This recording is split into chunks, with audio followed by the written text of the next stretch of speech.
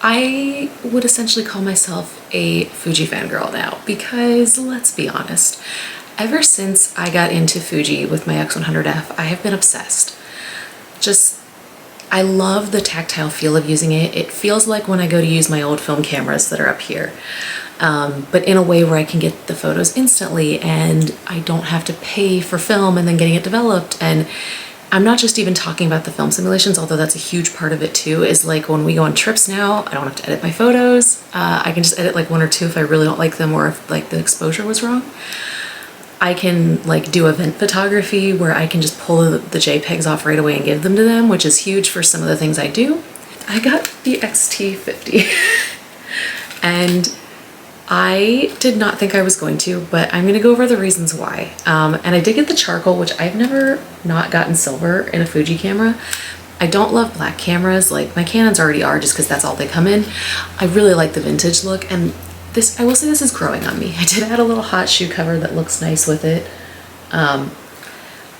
I really like how this feels in my hands, especially with this 35 1.4 lens. Like it just feels nice to use. I particularly got it because of doing some event photography where I feel like sometimes it's a struggle to reach further, even with a long lens. And while I know that the digital teleconverter in here is just digitally cropping, which I could also do in post, back to my point earlier of wanting to be able to offload those JPEGs and have them ready to go, they're already cropped. I don't have to do that myself. I already got the shot I needed.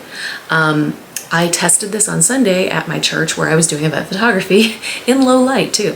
Now this is a crazy setup. I did test it with my 50 to 140 f2.8 lens, which is basically the Fuji version of my Canon 70 to 200. Yes, it felt really ridiculous on this tiny camera. It would have felt much better on my Xt4. However, this was a smaller, lighter setup because this is smaller and lighter than my Xt4. And because of that digital teleconverter, I didn't need to get closer necessarily, but it was really cool to be able to get some really close-up shots, and I'll put them in here in this video. Now, I'm gonna put the ones I didn't edit in here, so there's no editing done. If I took them into Lightroom and edited them the exact same way I would edit the ones when I took my Canon R8 with my 70 to 200, you can't tell a difference. The low light is not an issue. It really isn't. You have to bear in mind that when I'm sharing the ones that are unedited with you, they are a film simulation. I used Reggie's Portra and I adjusted the highlights and shadows and things my own way. So it's not the like raw files, and how I can edit them look phenomenal, and I can use those if I want to, if I really need to. But I didn't really feel like I need to. I know exactly how they're going to use these photos. They actually put a filter kind of thing over them because what they do is use the photos I take. They're a very specific set of photos, and they use them to overlay like the worship music we're gonna be singing for the next week. So there's like a picture behind that, or like they overlay like the pastor's, some like Bible verses from the pastor's message over a photo of him preaching. So it doesn't matter exactly how I'm editing them or how like the lighting looks exactly, because to be honest, you're not gonna see that in the final what they share. But then if they ever need them for other like events or like anything they need extra photos for from the church, then they've got the ones that I gave them. Hopefully that makes sense. I have a very specific set of photos I have to get for them. This also would have come in handy when I did the Christmas tree lighting that I did back in December, where I took my Xt4 and I just took my 56 1.2 because I wanted the low light performance of that 1.2, but I also wanted to be able to offload the JPEGs right away, because that's one of those events where they need the photos the second you're done. They are posting them right after the event happens, or I need to be done with them before the event's even over. So that's where like using my Canon, yes, I can adjust the colors in my Canon, but it never quite comes out the same way. So I did use that, and I did wish I had more reach. I do have an 85 1.8, 1.7, the Viltrox lens. I did have it. I didn't take that with me because I honestly thought that the 56 1.2 was going to be a better lens to use, and I've since sold that Viltrox lens now, so I don't even have it anymore. But being able to even crop in just with this, like, so if I just took this 35 1.4 like on vacation, and I mapped this button up here to be my digital teleconverter button, I can punch in 1.4 crop and a 2 crop, and yes, it does take down some of the megapixels, I'm aware of that, but not enough that it's a problem. If I only took this lens and was able to like punch in on it and just already get the shot that I wanted, to me, That's really helpful for those situations, or on trips, anytime where I don't want to go in and have to edit afterwards. I don't want to have to go in and crop afterwards. I don't want to. I want it to be ready out of camera, and that's the point. I already have to do enough editing when I do my professional shoots, and I just don't want to have to do that all the time, especially if we're on vacation and I just want to share photos and I like how they already look because of the film simulations. Then I don't need to do that. But it also is helpful that I wouldn't necessarily need to carry extra lenses with me so much. Like I could carry 1 or 2 more if I really needed to, but I also don't need to because of the range that this can now get me, if that makes sense. I would not be carrying this one to travel. This is literally just for events, like locally. I do carry my X100VI every single day with me, so I always have that one. And I sometimes will take the wide conversion and the teleconversion lens with me, and then that's all I have in my bag, and I just know that I have like an extra range if I need it. But I love how this f1.4 looks, and I love one of the things that I think Fuji has done really well with this specific line, the Xt32 that I had that I'm selling, and then my Xt50, and then my XM5 as well, is the shutter sound. Like, it is just beautiful. Like, I didn't even take the lens cap off to take that photo, but that shutter sound is just gorgeous and I love it. On that note, I do still have my XM5. I did finally get a little silver small rig thumb grip. I was waiting for the silver one to be in stock. It feels a million times better just having that little thumb grip on there now. And this is the 18 to 55 kit lens, so this obviously is a little bigger on here. I do have the TT Artisan 28mm pancake lens coming because I just got paid from a gig I did, and I was like, you know what?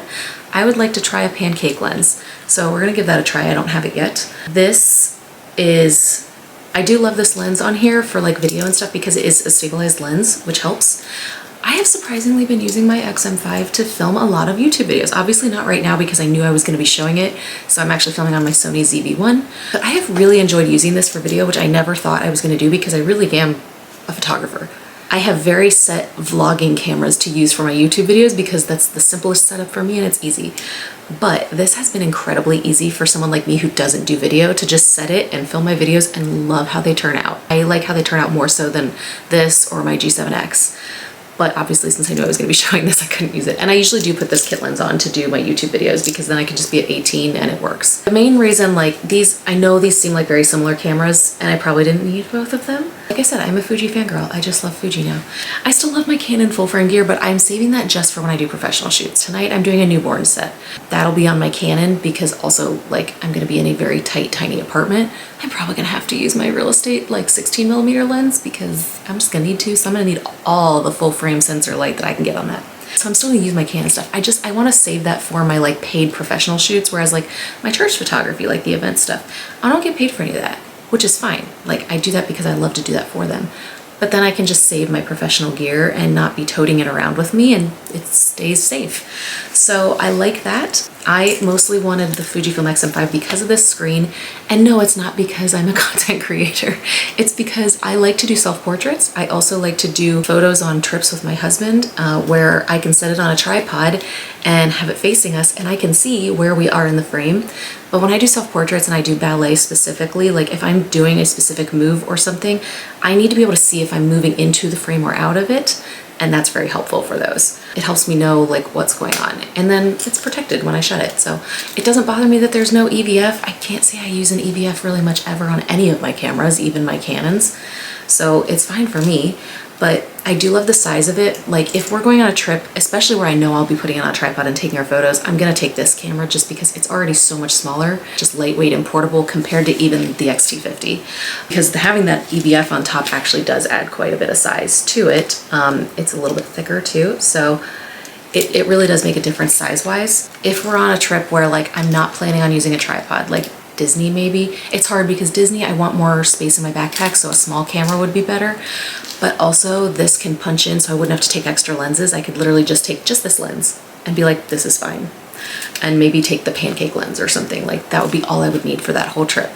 So it's kind of hit or miss on what I would need. I can still take photos of both of us on this camera. It's just hard because there is absolutely no way for me to see us at all with this screen. It doesn't flip up like the X70, like it doesn't flip down like my pen, which that's a weird one. I've never understood why the pens did that. But yeah, I'm really excited about this. I've actually been carrying this one around a lot lately just because it's fun. I like being able to use that digital teleconverter. I know that's a simple reason. And I think the biggest reason I didn't want this camera was the price point for what you were getting was kind of silly. I think at that price point, you should have at least gotten weather sealing, to be honest. That's my opinion. Because you're still not getting all the professional stuff. You're not getting the big battery, you're not getting the dual card slot, which that doesn't bother me for this, but I think you should have at least gotten weather sealing if they were gonna mark it up to that price. That's just my opinion. I still love this camera. I think it's a great camera, and for me, it was better than my Xt32, so now I just am selling the Xt32 to keep this one. So that makes sense for me.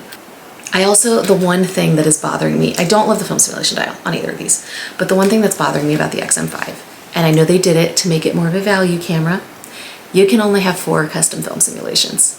And that does bother me because there are a lot of times where I'm like, oh, that's only on my other Fuji cameras, because I try to put all the same filming simulations into all of them at the same time so that if I just switch a camera, I've got it already in there.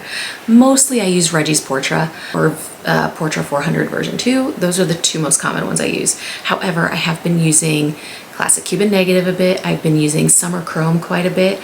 And then I made my own that I just call Clear Chrome. It's basically Reggie's Portra, but without the grain, without the lower clarity, just a sharper version for when I don't want grain or like lower clarity, if that makes sense. And then I've been using one that someone made. I can't even figure out where I got it from.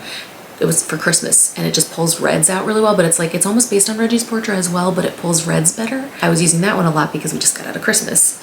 But I go into this camera and I'm like, oh, I only have 4 in here. So that will be the one thing that is a downside to this camera, I think. You just have to really know which 4 you want to have in here. This one's got the 7, you're fine. I feel like these cameras, honestly, like way about the same. Right now it's hard to tell because I have 2 very different lenses on here. Like the kit lens is much heavier than this little lens. I still like the silver better, but the charcoal it's growing on me. I could have gotten either. The store near me had all of the Xt50s in stock. Like it wasn't a question of that. I literally walked in and was like, yeah, I want to get one.